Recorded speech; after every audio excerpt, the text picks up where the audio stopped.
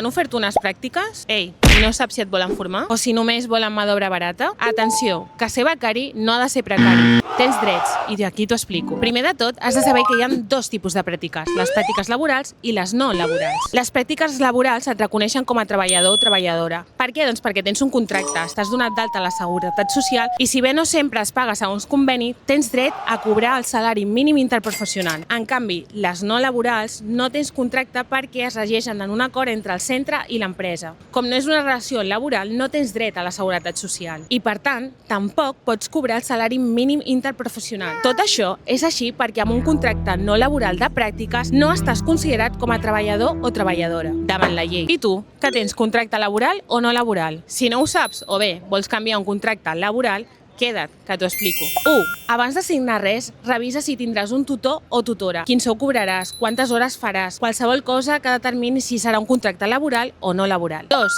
Vine a Comissions Obreres i t'ajudarem a revisar la teva situació i a sobre t'acompanyarem en tot el procés. 3. Si vols més informació, entra als meusdrets.cat i ens posarem en contacte amb tu. I si vols saber quant de temps has de treballar per cobrar l'atur, escriu atur als comentaris. Perquè si treballes, tens drets i nosaltres estem aquí per ajudar-te i fer-los valdre. Als meusdrets.cat, Comissions Obreres de Catalunya, Ajuntament de Barcelona.